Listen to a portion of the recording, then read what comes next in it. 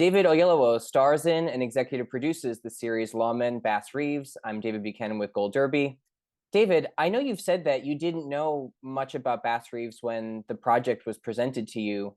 So I wanted to ask you, once you kind of signed on and wanted to join the project, how much research did you do into the real Reeves? And at what point do you kind of then turn over to the scripts and really focus on the character that's on the page?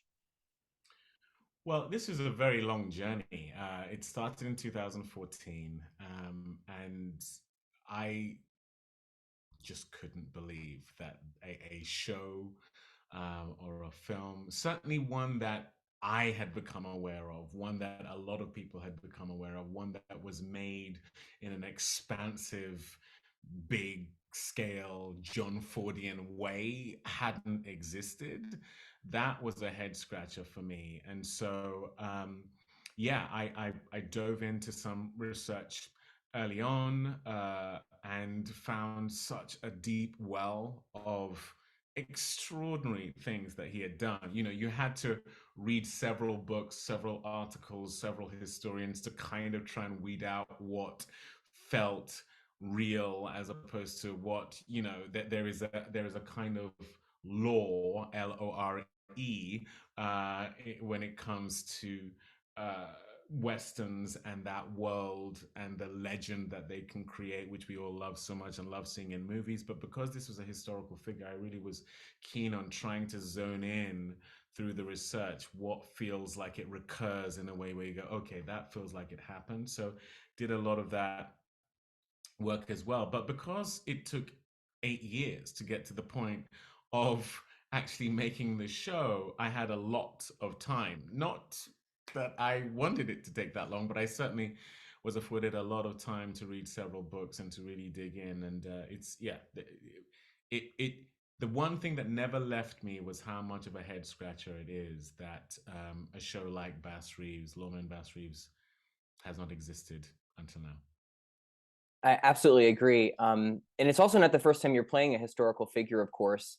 So I wanted to ask you, what do you most enjoy about, stepping into the roles of a real life person and trying to bring, their life and their story to the screen? You know, there's a real joy for me personally, especially when it comes to playing characters that really moved the needle historically, but for whatever reason, we know less about them than we should. And to, in some way, having the privilege of presenting some of that history, I really enjoy the challenge of taking someone or something that the audience thinks they knows and then bringing depth, almost taking them behind the veil of that subject matter or that person. And Selma presented that opportunity. Obviously, Dr. King being such a well-known and respected historical figure, but what we wanted to do with the storytelling is to take you behind the veil. You know, his foibles, his eccentricities, his weaknesses, his fears, things that are not the initial go-to when you think of him. And then even more so with Bass Reeves, who way less people know about him than should, but it's a very beloved genre. People don't know that 1 in 4 cowboys were indeed black. People don't know that there were a slew of lawmen deputized in the wake of Reconstruction in order to police the Indian Territory, which was deemed the most lawless place in America. People didn't know, or largely don't know, how much agency black people were given in the wake of the Civil War, just coming out of slavery, which is partly why Jim Crow came in to, break the back of that progress. And so that's what I mean. It's one thing to read that in a line in a history book. It's another thing to spend 8 episodes really chewing on what that might have been from a historical standpoint. Yeah, I think one of the real strengths of the series and of your performance in particular, and of Reeves as you depict him, is his empathy, just how much he kind of cares for the folks that he has to arrest and take in and the circumstances that brought them to where they are. What do you admire most about the Bass that you met on the series and that you tried to imbue into the character?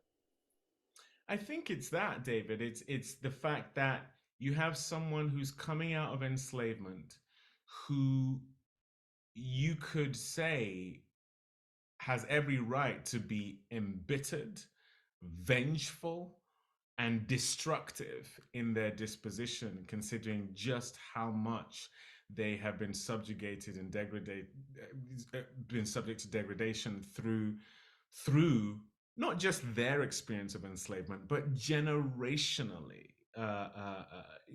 So many of his ancestors would have faced that as well. He chooses a different path. He is deployed as a deputy U.S. Marshal and chooses to be an exemplary citizen who not only conducts himself and his family in a way that's admirable, but conducts his life as a lawman with a level of fairness that you could completely forgive him for not having, especially in relation to him having the ability to arrest and bring to justice white people who very much saw him not as a lawman, but still as someone who should be enslaved, still as someone who was beneath them, and therefore having no right to be arresting them, let alone talking to them, even. So the fact that, and there is very clear record, there are transcripts, court transcripts of his disposition towards black people, towards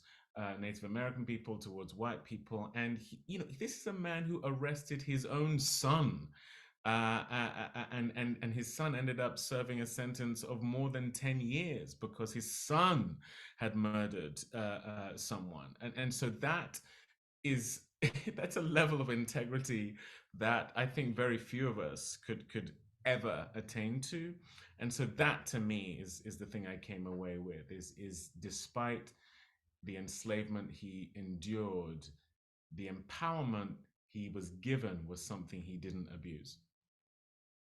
This is an incredibly physically demanding role, and it's so incredible to look at. I mean, the cinematography, the way it's shot and directed is incredible. These vast, sweeping landscapes. But I have to imagine so taxing for you and for your cast members to spend so much time, out on the land in these, as I said, very kind of vast and sweeping areas. What was that like for you in terms of your preparation to endure a lot of these long shoots in the environment like that? Because the end result is gorgeous, but I'm sure it was taxing in some ways. It definitely was. I anticipated it would be, but it was even more taxing than I anticipated. I spent over a year training to be strong enough to be able to basically, my biggest priority was not getting injured for the course of the 6 months. The nature of the role I was playing meant that that would shut down production, and I just couldn't afford that to be the case. So a huge component of that was horse riding, but just being very strong physically going into the shoot. But what I couldn't have accounted for was just how inclement the weather was. We started with ice storms that would regularly shut down production, thunderstorms, which would also shut down production. We went through all of that cold weather. As you see from watching the show, so much of it happens outdoors. And then we went almost like someone flipping a switch into the kind of heat that literally had people going home with heat stroke. And you're wearing this heavy woolen clothing. You're doing night shoots, so you're going from very hot days to very cold nights. Um, all of which, to be perfectly honest, I think we just embraced the fact that, well, this was what these folks were dealing with back in the day, and they didn't have nice warm trailers to go to. They didn't have, a balanced diet to keep them going, between takes and between the days of shooting and things like that. So, for me personally, as an actor, you use everything you're given. So it was great to be shooting in the kind of terrain that he would have been experiencing, sometimes under the very hard circumstances that he was doing it within. And you use it, you let that come into the body, come into the voice, come into the disposition, and it's all a gift at the end, knowing that unlike for Bass Reeves, it was a finite journey for us. This shoot would end, and we would end up going back to our homes that were far more palatable than what we were enduring. Another aspect of the physicality of the performance is that you get to play Bass at different ages and different stages of his life. How do you Mm. kind of change the way you inhabit the role when he's, when we meet him at the beginning of the series to when he's older, more mature, has this kind of stature? How do you kind of mark those changes in your physicality and the way that you portray Bass? Well, one of the gifts for me personally as an actor that doing theater gives you is when you're doing movies, when you're doing TV, a lot of the time you're playing the age you are or close to the age you are.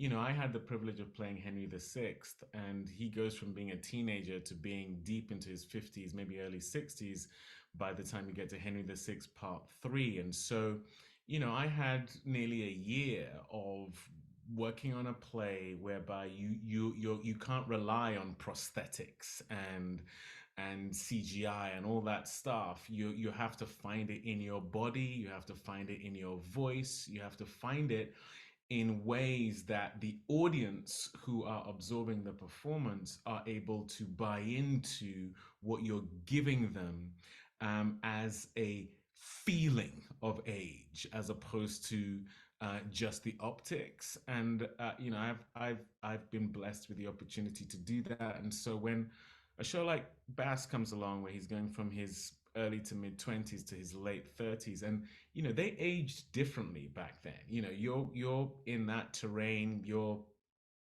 He was a farmer for 10 years, inhaling dust. And so we worked on a component where his voice changed over the course of the show. His gait changed, as well, going from enslavement to empowerment. You want to feel all these things, but in subtle ways, and you have to do that on stage. And that was something I wanted to employ in this. And thankfully, it's something that seems to have resonated with the audience. But that's the gift, that's the joy, that's what you're looking for, is those opportunities to really flex your muscle when it comes to truthfully depicting who and what we are, not only as human beings in the moment, but as we age through time.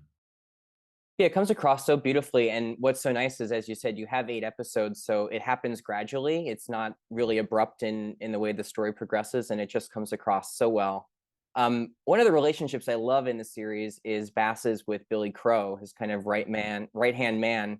I Mm. wanted to ask you, when Bass first meets Billy and he's kind of taking him in, what is it that he sees in him that makes him think he would be good as a kind of support for him? And why do they make such a good team? Yeah, it's a good question. I mean, Billy Crow as played by Forrest Goodluck as well. Forrest is a wonderful actor, someone who engenders that kind of paternal aspect from me, both on and off screen as well. I think for Bass, Billy represents a couple of things. Obviously, Bass escaped enslavement and lived with Native Americans for a period of time. They gave him a home. They gave him food. They gave him the skills, some of which he employed, as now as a lawman. But also, you see in the first episode that Bass is not above behavior that could be deemed criminality. He had to beat his enslaver almost to death in order to escape. And if caught, he would either have been killed himself, or certainly imprisoned, almost definitely killed in the wake of doing that. So he is someone who is able to discern when someone who has participated in what may be deemed to be criminality was doing that out of some kind of necessity, or they are someone who is worthy of another shot. You see that with the kid who is a eventually sentenced to death for having stolen some food. You see Bass's compassion. He is someone who has that in him, and Billy, I guess, is the best means of us seeing that through the course of the show. And he goes on to be proven right, that this was a kid who was worthy of another shot, and makes good on it, and actually goes on to save Bass's life a couple of times. So, the compassion pays. I love the way the series depicts in the later episodes the real kind of crisis of conscience that Bass is having about, his involvement in, potentially bringing to death fellow Black men, maybe people who are wrongly accused. It's really beautifully portrayed. I wanted to ask you about how Bass in those moments, and as you're playing it, how does he kind of see the system that he's involved in? Obviously, as you were saying, he's a man of consummate integrity, but he really has a kind of struggle in those episodes. So how did you kind of see the way, he kind of views the justice system and the cost, as he says at one point, the cost of justice in the country? Well, for us in the development of the show, and I've got to shout out Chad Feehan, our creator and showrunner.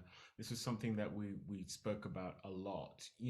We often ask ourselves, what must it be like to have grown up being enslaved by white men who ha- who represent